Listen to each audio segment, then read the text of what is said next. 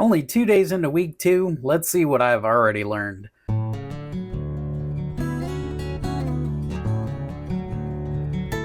Ordinarily I like to just, I like to script things out because I'm a guy that likes to talk, so I have a tendency to talk in circles. But this time, I'm just going to go with a few notes and kind of riff a little bit, and you guys can tell me which one you like a little bit, which ones you like better. See, I don't always talk in a straight line either. All right, so a few things that I have learned. First of all, these guys right here, if I can get it in the light. So this is the Premier Protein Shake. You can get them all over the place, but one thing that I learned and was corroborated by the Grandmaster, for those of you that watched my last video, you'll know that I'm talking about my son, who is a power lifter, and he confirmed that if you're going to be adding protein to your diet to make sure that you're getting all of your macros, Costco is going to be one of the best places to get it. So a few things here. Costco's running these right now on sale. That's usually like 30 bucks a case. Now I think they're like $6 off, so they're around 24 bucks. So I picked up a few extra cases. But I also learned something about this flavor right here in particular. So this is the cafe latte, and you can kind of see that right there. Ordinarily, I like to do a protein shake in the morning to kind of start my day off, and then I'll do a protein shake at night. Protein shake at night really kind of bit me in the butt because I did not realize that it is called cafe latte for a reason. This particular protein shake has a cup of coffee worth of caffeine in it. So taking it right before you go to bed ended up not being a great idea for me because it took me like 2 hours to get to sleep. So if you're getting your protein shake, make sure you're paying attention to whether or not it has caffeine in it. All right, second thing here. So blood pressure monitor.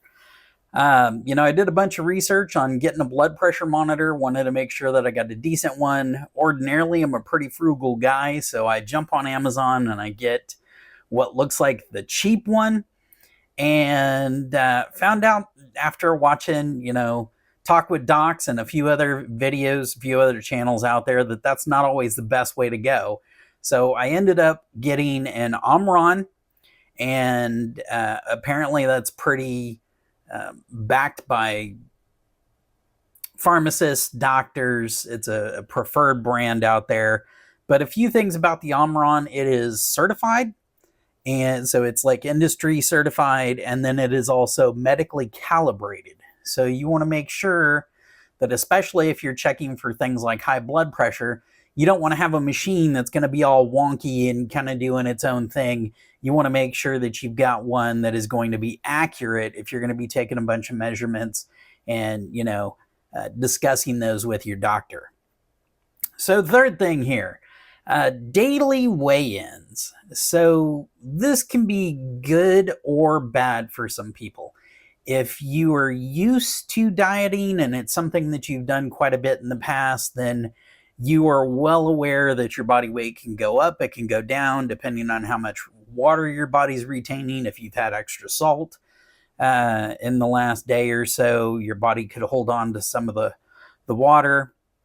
If you have bread, I guess it depends on if you're doing something like keto, or if you're doing low protein or you're doing low calories, but you're keeping you're keeping bread in your diet, then anytime you take in some bread, that's going to stay in your system longer. It's going to retain water as well. The extra carbohydrates will hold on to the water, and so that's going to cause your weight to go up and down.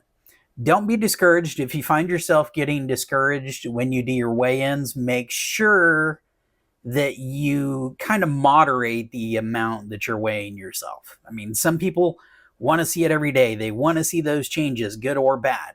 But if you're a person that is discouraged by the bad, I would encourage you to pick a day and only weigh yourself that one day a week. So it can be a Monday, probably not great coming off of the weekend. Friday is probably better. A few other things when you're weighing yourself, you want to make sure that you are always weighing yourself at the same time of the day. It is best to do it in the morning before you've started to eat. And if you have your morning constitutional, if you're one of those people that uses the restroom, goes potty in the morning, then that's going to be the best time to do it. You also want to make sure that you've got minimal clothing on. I prefer to make sure I have nothing extra on. So I'll even take my watch off to make sure that I'm getting an accurate reading. And just trust the process. So in the long run, whatever diet you're on, as long as you're sticking to it and you're in a caloric deficit, you're eating less than you normally do, then you're going to definitely start to lose weight. Now, it depends on how much less you're eating than you normally do, because if you're like me and you're used to taking in like 3,500 calories a day and you cut it back to around 1,800, which is where I'm at right now, was doing about 1,500, but some of the salads and stuff that I'm having just to make sure that I'm getting good, fats, carbohydrates, and proteins, I'm sitting right about 1,800, and the Grandmaster seems to concur with that number as a good number. Ultimately, you want to be just a little bit hungry on your diet. That way, if you're not like calculating all of your macros, your calories, you're not getting something like MyFitnessPal or some of the apps out there that help you keep track of your diet.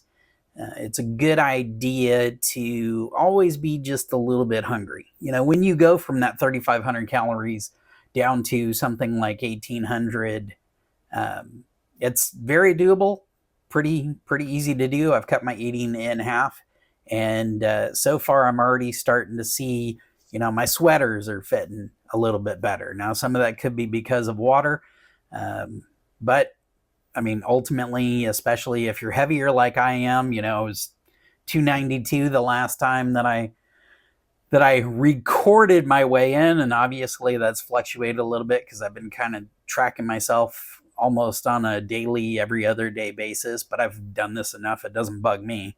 It's kind of actually funny. But yeah, get a plan, make sure you know how much you're going to eat, how many calories that you're going to take in. The last two things I'm going to say is water. Make sure that you're getting your water. I showed you guys, I think the last time my water bottle was full. And I always make sure that I have a bottle of water in my car because I do commute to and from work. So anytime the thirst hits me, I can pop that open. I've tried to make sure that I trade out my sodas for the water. Or I'll do iced tea with lunch instead of just water.